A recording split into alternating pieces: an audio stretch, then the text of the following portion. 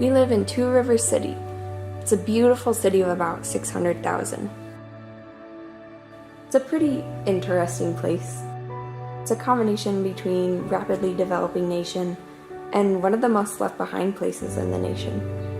In Two Rivers City, there are a number of believers that we work with, but really, the focus of our love, the place where our eyes keep moving up to, is the mountain strongholds.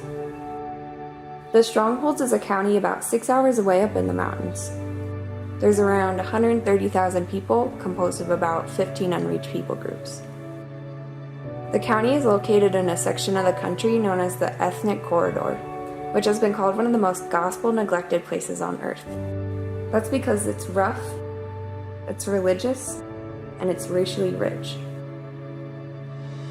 Why is it so rough? It's perched up on some of the tallest mountains of this area. It's very difficult to reach the people that live there.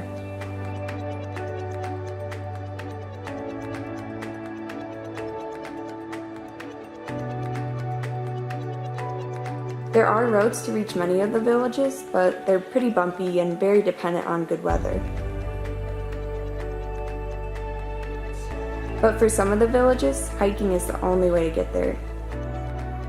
So physically it can be tough. The altitude, the sleeping in random places, the cold.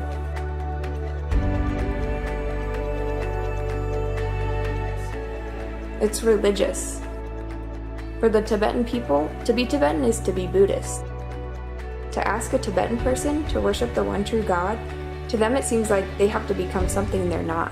To them it seems like they have to change their race to become a believer. We really feel it would take a miracle for any number of Tibetans to become believers.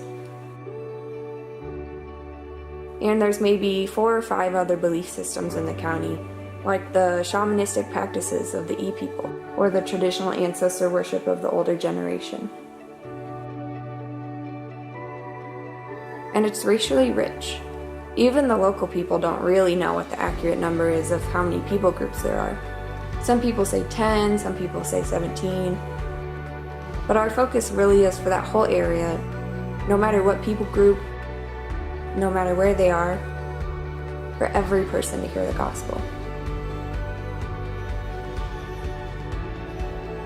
Being rough, religious, and racially rich just means that to reach this place, it will take a spectacular work of God.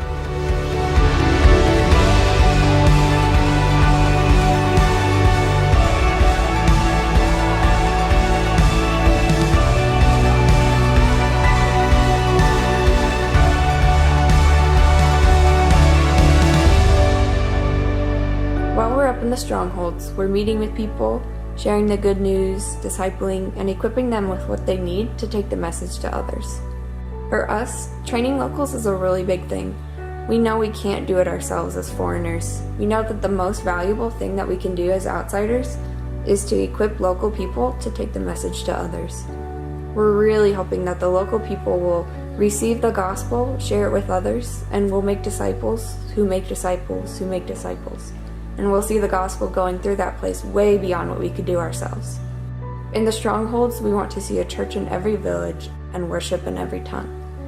We pray every day that the Lord will send more workers into that abundant harvest.